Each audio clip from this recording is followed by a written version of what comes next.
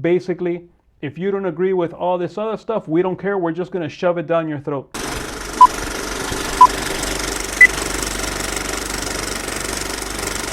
Welcome in, ladies and gentlemen.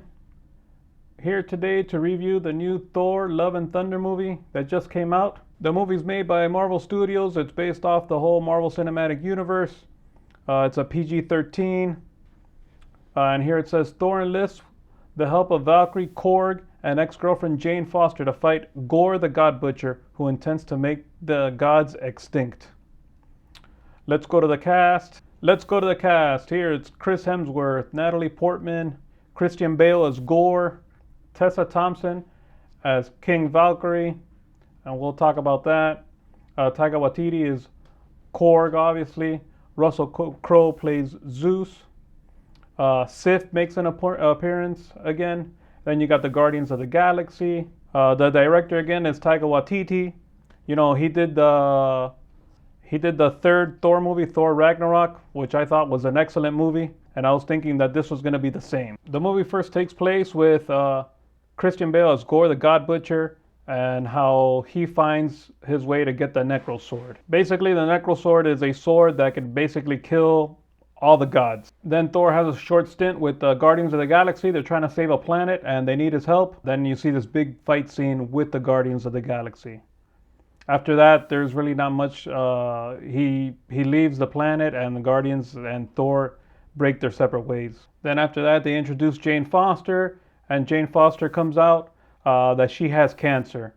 So basically, it turns into a story where she's looked at every sort of treatment that she can to try to cure the cancer, and for some reason she hears Mjolnir is what the movie's going with. It's more like she went into looking into Viking science or something, into other books. In the movie, they make it sound like she heard, but she actually looked at a book that said Viking science, and then that made her go and see Mjolnir. Then Gorr comes to New Asgard, and he gets into a fight with Thor and Jane Foster Thor. He loses in the battle, but takes the children away from them. So basically, they need to work on trying to save the children. Then Thor goes to the home of all the gods to try to get some help from them, but basically they decline and they don't want to help him. But they turn out that they steal the lightning bolt of Zeus. So basically, Gorr is trying to lure Thor with the kids that he kidnapped to try to get Stormbreaker, because what he's trying to do is use Stormbreaker to make a gateway to get to Eternity, the character. In Marvel Comics, there's Eternity is the character, which is basically exactly what it says, Eternity. But basically, Eternity could grant Gorr a wish if he's the first one to get there. So what he's trying to do is get there to wish to kill all the gods, because hence his name, Gorr the God Butcher. And by the end of the movie, you have Thor and Gorr the God Butcher fighting each other in a big climactic fight scene with the help of Jane Foster Thor. I think Marvel Studios has screwed this up big time. You went from Thor 1 and Thor 2, which were, I think, some of the worst Marvel movies made to date still.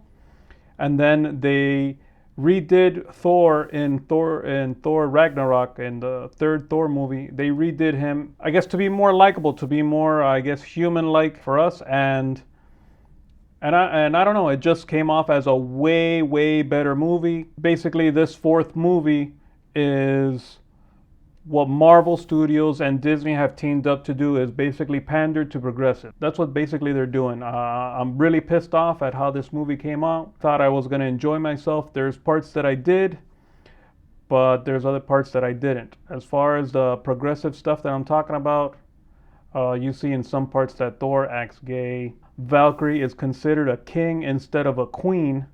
And yes, in the comics, Valkyrie does have a girlfriend, but they never call her King Valkyrie. So what you're doing there is just pandering to progressive ideology. On top of that, Zeus, he's wearing a skirt, And then when he's coming down some stairs, he starts to hold his skirt basically like a ballet dancer, and then the whole time he's making references to orgies. And basically he only makes references to orgies inside the context when he's talking to Thor. Korg, which I think is a fan favorite because of the way he portrays himself, because of the way that he is or he was done in the other movies prior.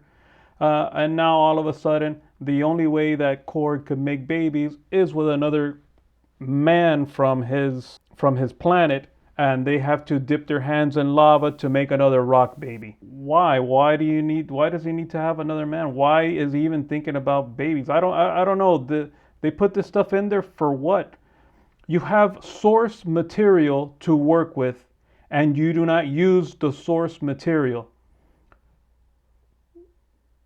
People fell in love with these comics from back in the days. Not to say that there's not new things that can come out, but your guys are taking these movies and basically, if you don't agree with all this other stuff, we don't care. We're just going to shove it down your throat. If you don't want to be showing this stuff to children, then you're not going to take your kid to watch these movies. And that's sad, because these characters are characters from back in the 60s, back in the 70s, from childhood. Make your own characters. You want to pander to the progressive left or whatever it is, then make your own characters. You don't need to feed it to us. As far as the ratings are concerned for the movie, IMDb is giving this movie a 7.2. They pissed me off with this movie. I don't know how they could. I don't know why they would give it a 7.2. Rotten Tomatoes is giving this movie a 69%. The audience is giving this movie 86%. I think they're all smoking. That's basically what I think. I wouldn't give this movie more than a 5. It's a middle of the road Marvel movie that basically does nothing. You get Gore the God Butcher, which is a great character that basically kills gods. You don't see how he kills other gods, only the first one in the first scene of the movie. Other than that, you don't see anything else from him.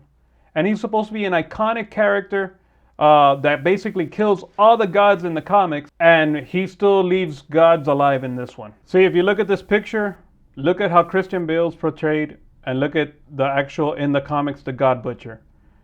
He looks nothing like him. What? Because he's pale, but he has one of the most powerful weapons in comics. He doesn't utilize him.